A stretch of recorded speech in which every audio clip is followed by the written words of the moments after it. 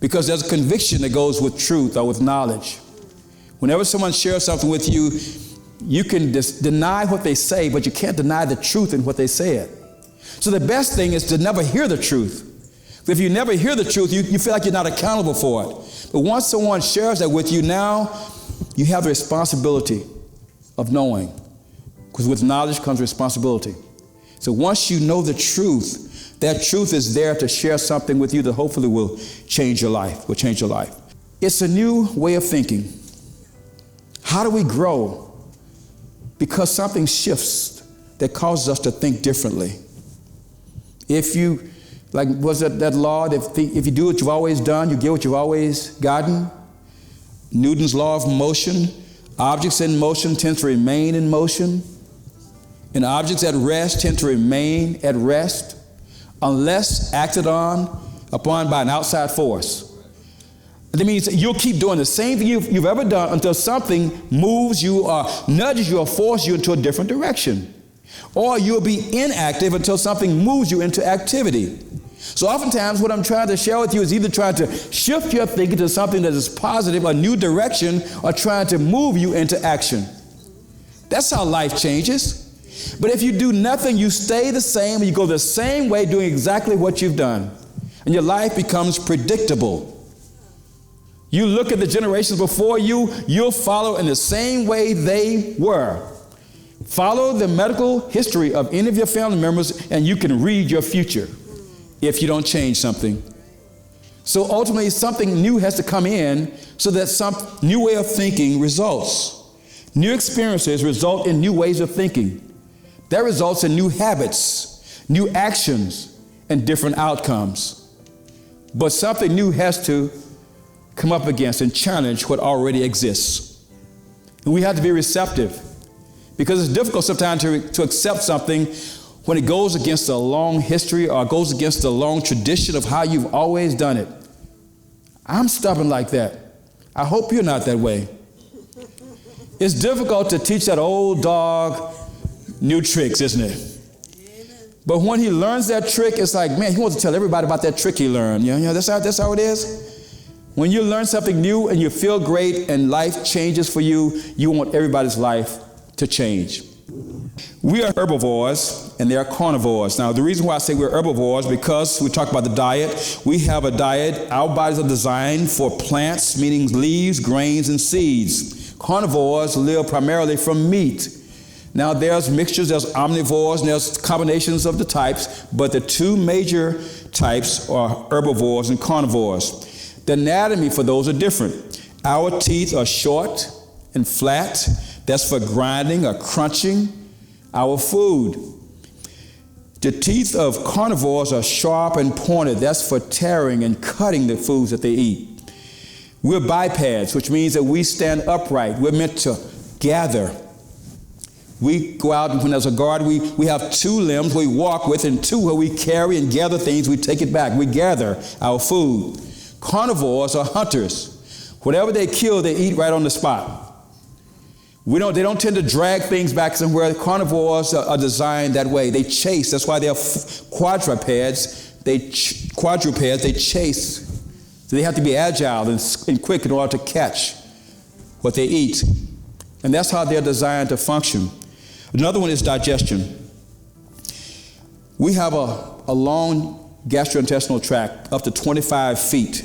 So when you eat, your food has to go through a long process of digestion. That means that when you eat food that your body cannot digest quickly, it takes 1 to 3 days for your body to go through the process of digesting food, because we're eating food that the body cannot easily and quickly digest, especially when it comes to meat and some of the dairy products. We're just not designed for it. Some people in here are lactose intolerant, which is trying to tell us that we're not meant to have it anyway, but we're going to drink it anyway. We just take some lactate or whatever so that we can still have something that our body is trying to push us against. We're the only species that will drink another species' milk. And we don't just drink it at our infant stage, we drink it all throughout life. No other species will drink milk beyond a certain point. But we have it as a diet because we've been trained and educated that milk does our body good. And we do it forever. That's what we do. Carnivores have a short digestive tract, 3 to 6 feet versus 25 to 30 feet.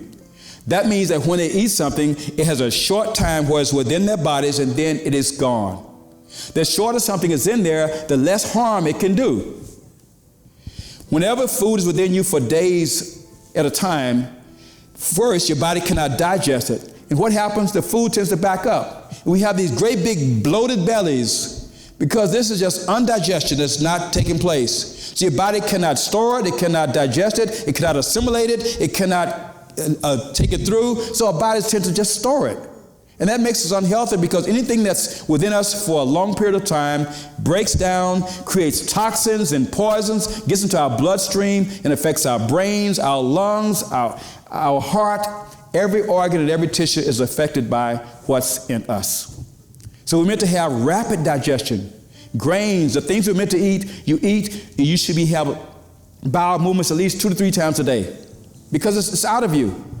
When you eat the wrong things, you go maybe every 2-3 days, some people. Yeah. And then it's an effort. They have to strain, trying to get it out.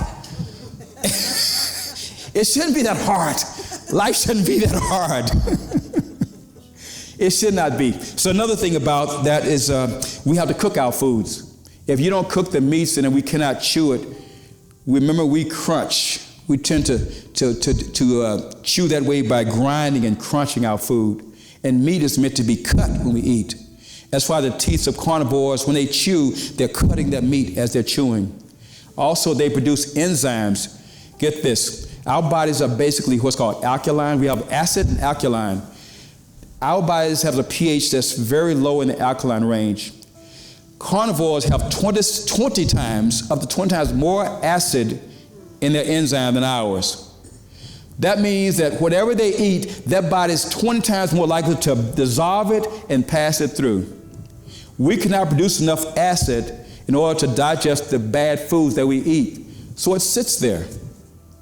So we don't have the digestive system to digest the things that we know we should not eat. So those things make us unhealthy. Is it making sense? All right, it's making sense. You won't know the difference until you change things. That's the proof is in it. I don't want you to believe anything I tell you. I want you to prove it wrong. Come back. Give me 10 days. I should give it 10 days and come back and say, Pastor, you were absolutely wrong. I don't think anybody could come back after 10 days and say, no, it didn't work for me. Especially if you're on a diet that I was speaking of, one that was basically unhealthy for you. I'm going to show you some recommended viewing. Knives Over Forks, The Game Changers, and What the Health. These are documentaries that were done that talks about the industries that provide food for us, talks about healthy ways of eating. If this is not something you're ready to receive, it's going to be difficult to accept. Because a friend of mine told me about the one movie, What the Health, about a year ago. And I told you I didn't want to see it. I did not want to see it because I knew what it was going to talk about. But when I saw it and I started to follow it, it's like, why didn't I start this a year ago? A lady brought her son to Gandhi and says, tell this boy to stop eating sugar. And Gandhi says, bring him back in 2 weeks. She brought him back and Gandhi told the boy, stop eating sugar. She says, why couldn't you tell him that just 2 weeks ago? He says, 2 weeks ago, I was eating sugar. So I can't share something with you unless I have knowledge of what I'm talking about. I can't tell you not to sin if I'm still sinning. You have to know Jesus before you can talk about Jesus. You have to know that you're a child of God before you can call yourself a child of God. It's not in what you say, it's in what you do. Your life is not what you say you are. Your life is a series of your habits, your attitude, and what you believe. If your belief changes, it changes everything based on what you believe. People will live and die by what they believe. If you believe something strong enough, you will stay. Why? Because you believe. It may be chaos, but you will stay because something just will not release you because you believe that there's a reason why you should be at that place. Proverbs tells us to seek and follow wise counsel. I wear this watch. It's an Apple Watch. And it's kind of a fitness tracker. And one of the things that happen, I get notifications all day from my little tracker.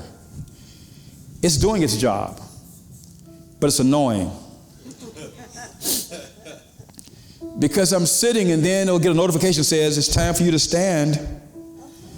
Or you've been sitting for a while, it tells me how many steps. It's supposed to do 10,000 steps per day. So you still have X number of steps to go. And I'm doing my work. Well, maybe in the next hour you should do maybe try 250 steps. So it's constantly interrupting me with notifications. I think I should just opt out. I should just turn it off. Sometimes we want to turn off the notifications. It's good not to know sometimes. We can live our whole lives not knowing. It'd be great if there was an app that told us, stop and pray. Be grateful. Breathe. Tell somebody that you love them. And that app would also give you a couple of scriptures, just a verse here and there. In all things, be grateful that you're blessed and highly favored. We need an app like that one, huh? You know God gave us one? It's called the Holy Spirit. And the Holy Spirit will give us notifications to do the good that we ought to do. And sometimes we can opt out because oftentimes the notification comes when it's most inconvenient. Enjoy life while we have it. Make the best of life while we have it. Don't live your life with limitations and you can't do things and you don't have the vitality that you once had. Get back to where we know we can be at our best. Glorify God in everything. We have one life. God gives us one opportunity to pass this way. Let's give God glory for it.